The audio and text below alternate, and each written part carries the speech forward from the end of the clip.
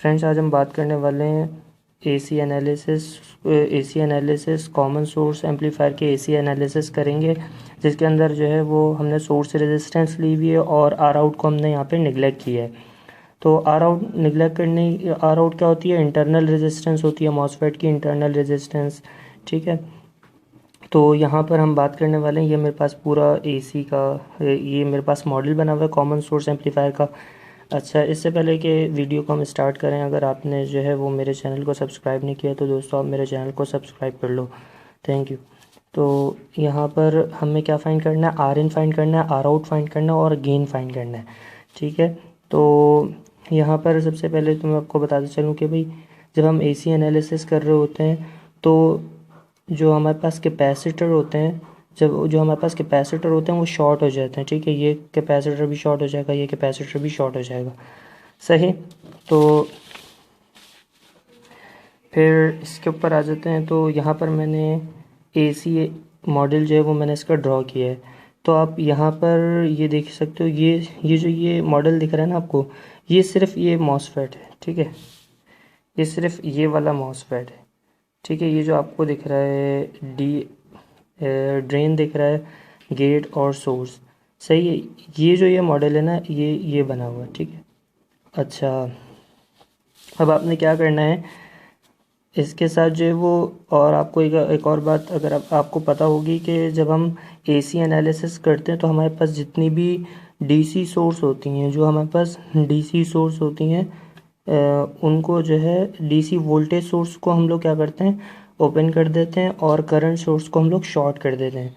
सही, तो यहाँ पर मैंने कैपेसिटर्स को, यहाँ पर मैंने जिस तरीके से आप देख सकते हो कि मैंने इस डीसी सोर्स को मैंने ग्राउंड कर दिया है और एसी सिग्नल जो है ये आपके पास एसी सिग्नल आ रहा है। ठीक है, और कैपेसिटर, यहाँ पे कैपेसिटर आना चाहिए था क्योंकि वो शॉर्ट हो चुका है एसी एनालिसिस करते वक्त। अच्छा, उसके अलावा यहाँ पर बात करें तो आरडी की रेजिस्टेंस जो है ऊपर लगी हुई थी जो, तो ये वाला हिस्सा तो आपको पता है कि ये तो ग्राउंड हो गया है। अब ये ग्राउंड हो गया तो आप इसको जो है वो उठाकर इस तरीके से नीचे ला सकते हो। तो इसी तरीके से बस आप अगर देखोगे तो मैं सिर्फ इसको यहाँ से ऊपर से उठाकर मैं इसको नीचे लेकर आया हूँ, बस यहाँ पर मैंने रख दिया है इसको इस तरीके से। तो ऊपर से अगर आप नीचे लेकर आओगे तो ये तो वैसे भी ग्राउंड होगा। तो आर डी जो है वो यहाँ पर लिखा हुआ है। ठीक है, तो इसके अलावा बात करें तो हमारे पास जो है ये आर एल की रेजिस्टेंस तो वैसे ही रहेगी, तो आर एल जो है वो आर डी है, आर एल जो है वो आर डी के पैरेलल है। ठीक है, तो आप इस तरीके से लिख सकते हो इसको। अच्छा, जिस तरीके से यहाँ पर देखो कि ये आर एस का जो रेजिस्टेंस है, आर एस रेजिस्टेंस, वो भी आपने ऐसे ही लिख दी है। सही,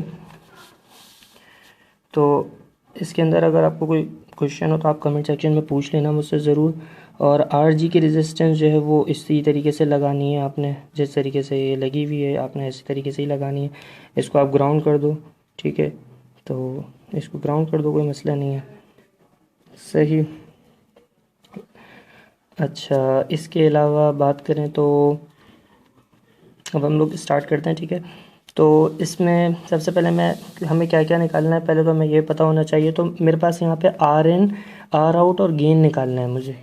सही, तो आर इन की वैल्यू मेरे पास यहाँ से, मैं आर इन की वैल्यू देख रहा हूँ ना, यहाँ से, यहाँ आपको दिख रहा है तो ये यहाँ से मैं देख रहा हूँ, यहाँ से मैंने आर इन, यहाँ से मैं आर इन की वैल्यू देख रहा हूँ। तो आर इन की वैल्यू आप अगर देखोगे तो यहाँ पर ये मेरे पास इसकी रेजिस्टेंस कितनी होगी, दो, ये क्या है, ओपन है। तो ओपन की रेजिस्टेंस जो है वो मेरे पास कितनी होगी, इनफाइनाइट होती है। और इसके साथ आर जी है, तो मैं लिख सकता हूँ आर इन जो है वो आर जी के पैरेलल है, सॉरी, आर इन इक्वल है R G parallel with R infinity. तो जब भी अब अगर आप पैरेलल में जो है वो रेजिस्टेंस को सॉल्व करते हो तो स्मॉल रेजिस्टेंस जो है वो आपका आंसर होता है। ठीक है, तो यहाँ पर आपका आर जी जो है वो आपका आंसर हो जाएगा, मतलब आर इन जो है वो मेरे पास आर जी हो जाएगा। और यहाँ पर अगर हम बात करें तो आर आउट की, तो आर आउट मैंने यहाँ पर लिया हुआ है, आर आउट मैंने यहाँ पर ये लिया हुआ है। सही है, तो अगर मैं आर आउट की बात करूँ तो आर आउट जो है आर आउट मैंने यहाँ पर मतलब ड्रेन पर लिया हुआ है, तो आर आउट की वैल्यू मेरे पास क्या होगी यहाँ पे, सिंपल सी बात है कि भाई आर आउट मेरे पास कितना हो जाएगा, आर डी के बराबर हो जाएगा। क्यों मैंने आर एल, अब बोलोगे आर एल को क्यों नहीं इंक्लूड कर रहे भाई, तो भाई आर एल को इसलिए इंक्लूड नहीं कर रहे क्योंकि मैं आर आउट मैं यहाँ से देख रहा हूँ और ये मेरे पास कोई लोड है, यानी कि लाइट है या पंखा है जो भी है वॉट, ठीक है। तो यहाँ पर इसीलिए मैं इसको इंक्लूड नहीं कर रहा, तो यहाँ पे मेरे पास आर आउट जो है वो आर डी के बराबर हो जाएगी। सही। अब हम लोग स्टार्ट करते हैं कि भाई अब हम लोगों को गेन किस तरीके से फाइंड करना है। अब आप गेन किस तरीके से फाइंड करोगे, ये जो है गेन किस तरीके से आपने फाइंड करना है ये देख लेते हैं। तो सबसे पहले आपने वी आउट बाय वी, हम लोगों को क्या कौन सा रेशियो बनाना है, हम लोग को ये रेशियो बनाना है ना, V out by V signal का रेशियो बनाना है। तो किस तरीके से बनाओगे, सबसे पहले आपने आई डी लिखा, यानी कि ये आई डी, ये करंट जो फ्लो हो रहा है, ठीक है, ये जो ये आई डी फ्लो हो रहा है ना यहाँ से, तो इसको आप लिख सकते हो आई डी किसके बराबर होता है, G M V G S के बराबर होता है। सही। तो G M V G S equals to किसके बराबर होगा, इक्वल्स टू मेरे पास बराबर होगा ये 0 माइनस वी आउट, क्योंकि यहाँ पर 0 वोल्टेज है और इस रेजिस्टेंस को मैंने इंक्लूड नहीं किया है। इस रेजिस्टेंस को इंक्लूड ना करने की वजह ये है कि यहाँ पर जो है वो कैपेसिटर लगा हुआ है, तो कैपेसिटर जब करंट आएगा तो यहाँ से उसको जब शॉर्ट पाथ मिलेगा तो वो ये फॉलो करेगा, तो इसलिए इस रेजिस्टेंस को आई डी में इंक्लूड नहीं करना, मतलब आई आउट में इंक्लूड नहीं कर रहा मैं, ठीक है। तो 0 माइनस वी आउट कर दोगे आप, 0 माइनस वी आउट कितनी रेजिस्टेंस है, R L parallel with R D, तो R L with parallel R D हो जाएगा। सही। उसके बाद आपने क्या करना है, इसको आपने सिंप्लीफाई करना है, इसको सिंप्लीफाई करोगे तो V out equals to minus G M V G S R L parallel with R D हो जाएगा। सही। उसके बाद फिर हम लोगों ने क्या किया, हम अब मुझे रिक्वायरमेंट को देख के चलना है। अगर आप रिक्वायरमेंट को देख के चलोगे तो आपके लिए बहुत आसान हो जाएगा काम करना। अच्छा, तो यहाँ पर ना मुझे क्या करना है, V out by V signal का रेशियो बनाना है। अभी मेरे पास वी जी एस है, तो मुझे क्या करना है, यहाँ से वी जी एस की वैल्यू फाइंड करनी है। तो वी जी एस की वैल्यू फाइंड करने के लिए मुझे वी जी भी पता होना चाहिए और वी एस भी पता होना चाहिए। तो मैंने यहाँ पे वी जी फाइंड किया। तो वी जी किस तरीके से आपने फाइंड करना है, वी जी आप आप यहाँ पे सिंपल वी डी आर लगाओगे। जब आप वी डी आर लगाओगे यहाँ पर वी जी की वैल्यू के लिए आप वी डी आर लगाओगे, तो आप वी डी आर लगाओगे तो वी जी किसके बराबर होगा, V signal multiply R G, और इन दोनों की एडिशन इसकी रेजिस्टेंस हो जाएगी, ठीक है। अच्छा, उसके बाद आप इसको सॉल्व कर लो, यानी कि सॉरी ये वी जी हो जाएगा, वी एस निकालना है। तो वी एस की वैल्यू कितनी होगी, V S equals to R S resistance into में करंट, और करंट कौन सा है, आई डी का फ्लो कर रहा है ना, तो आई डी का करंट जो है वो फ्लो करेगा। तो यहाँ पे वोल्टेज ड्रॉप है ये तो बेसिकली, तो यहाँ पर आई डी का करंट फ्लो कर रहा है, तो इसलिए आई डी किसके बराबर होता है, G M V G S के बराबर होता है, तो आप यहाँ पे ये लिख दोगे। सही। अब उसके बाद आपने क्या करना है, we G S minus sorry we G S किसके बराबर होता है, we ji minus V S के।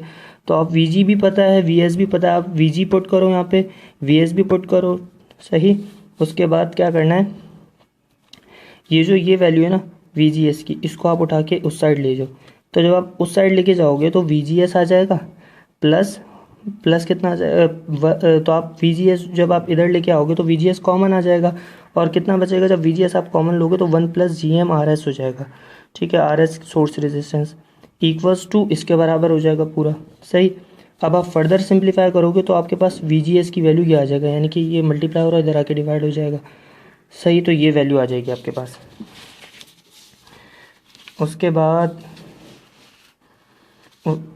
जो है वो आपने क्या करना है, उसके बाद आपने क्या करना है, ये वाली जो वी जी एस की वैल्यू अब हमें पता लग गई, अब हमें पुट करनी है इक्वेशन 1 में। सही। अब इक्वेशन 1 मेरे पास ये इक्वेशन 1 है, तो आप इसमें वी जी एस की वैल्यू आप इक्वेशन 1 में पुट करो। जब आप इक्वेशन 1 में पुट करोगे तो आपके पास कुछ ऐसा हो जाएगा, ऐसा आ जाएगा कुछ।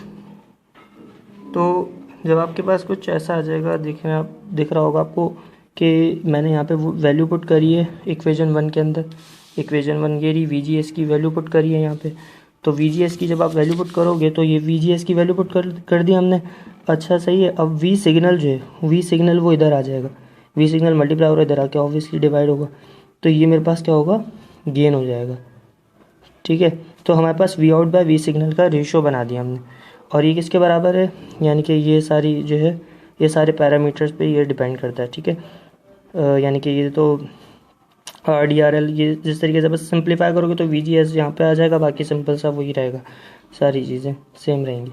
ठीक है, उम्मीद करता हूँ आपको वीडियो पसंद आई होगी। अगर दोस्तों आपको वीडियो पसंद आई तो आप लाइक करो, शेयर करो और मेरे चैनल को सब्सक्राइब करो। Thank you so much.